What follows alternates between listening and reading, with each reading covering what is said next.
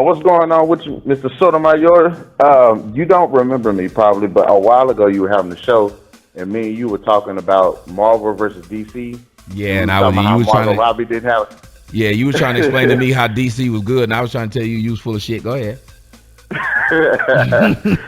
So this is kind of. I'm one of those people. I'm like, okay, there's a lot of stuff about the movie that I didn't like, and I will say the girl power moment was like cool.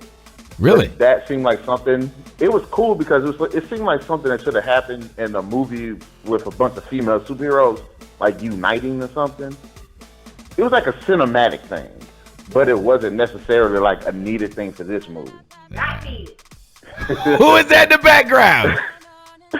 Oh, that's my fiance. Okay.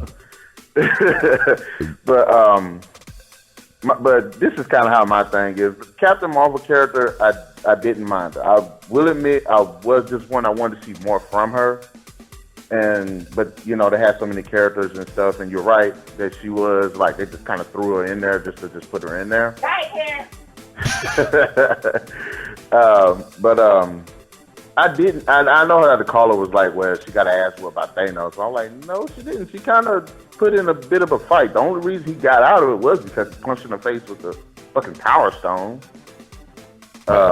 Which that shit was kind of like cool, but I ain't gonna get all into that. But my thing is with some of the things that they did put into the movie that I didn't mind was I kind of didn't mind the Hulk. What happened to the Hulk, even though, I wish he would have gotten to the whole war scene.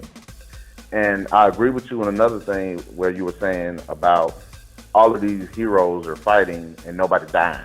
Yep. That's bothersome to me. Yeah. I read the comic books, the Civil War II comics, and one of the things that happened was like some of the more powerful superheroes kind of got locked in space. They couldn't come back to Earth because of what happened. But I'm not hearing like people getting killed because they're constantly being attacked by waves of these aliens. But I'm not really seeing or reading that any of the heroes died. So in that aspect, you're right. It should have been like pretty much like half of the heroes probably should have got killed. And that's just being fair. Now, as far as what you were saying about the Thanos thing, because I thought about it too, because me and my friend was talking about earlier about his weapon, and I told him, on Earth they have the vibranium, but that's because that vibranium came from space. And I was like, there's a whole big universe, so I'm quite sure he's found some metal that was stronger than vibranium. Not to mention, compared to the strength of Steve Rogers, he's putting like this godlike force on it. So it's not only is his weapon like hard enough to actually do some, I guess I don't want to say hurt the vibranium, but well, then it should have been strong enough to break Steve's arms. And I thought about that too. I know I'm asking for too much, but if it's strong enough to break the vibranium, then it would have broken the man underneath it. Yeah. Because my homeboy was talking about how some of the heroes were like normal humans, and they shouldn't have been fighting. And then I told him, well, if you want to be fair, there was no reason for Captain America to be in a fight with Thanos. It made more sense for Iron Man and Thor too, because Thor's a god and Iron Man's got this technology. And even though Steve Rogers is stronger than a human, I can't imagine seeing Steve Rogers go toe to toe with the Hulk. I still love seeing I still love seeing him handle Mjolnir and Stormbreaker. Yes. I love that.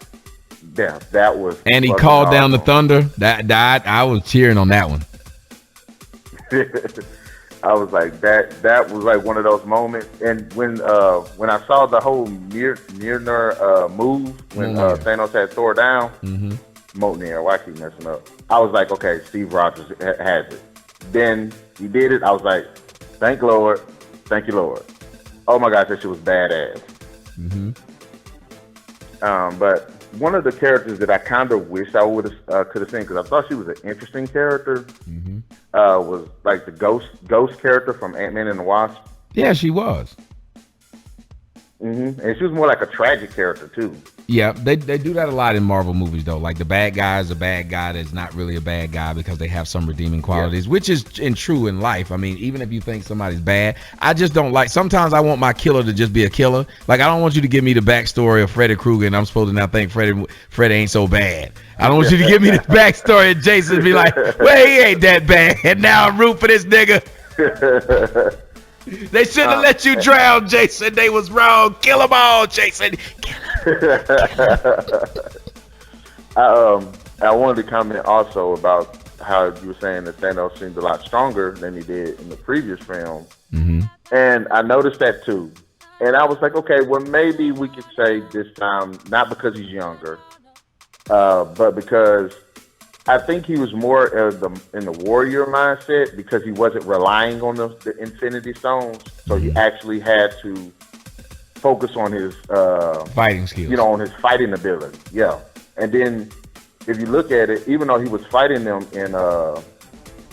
he was fighting the heroes in Infinity War, he wasn't necessarily going out of his way to try to kill them. He would like shoot them off or something like that. Because think about it, when he was closing in on Vision, he didn't kill any of those heroes. He could have. Right, even with Tony, because even with Tony, after he stabbed him, he just sat and talked to him, but he didn't finish him. Yeah. So I think it was more like that movie kind of gave him a bit more depth because of that. But in this one, he's like, okay, I'm in warrior mode, so yeah, I'm going to fight. Like it's to the death. Fair. All right. I'll tell you what, very good call. If you had to give it a grade, what would you give the grade of the movie? I'm gonna take one more call, and then I gotta go. I would give this movie, and I always rank my movie reviews. I like a 1 through 5. I would say 5 out of 5. Yes, it had some issues, but it was still a good movie. Right, like I'm one of those people. I'm talking shit about certain things that I didn't understand, but at the end of the day, the movie was. Here's what I have a little criterion on movies. Did I have fun? Did I have emotions that came out? Did it feel like at some point in time that some of the plot was at risk?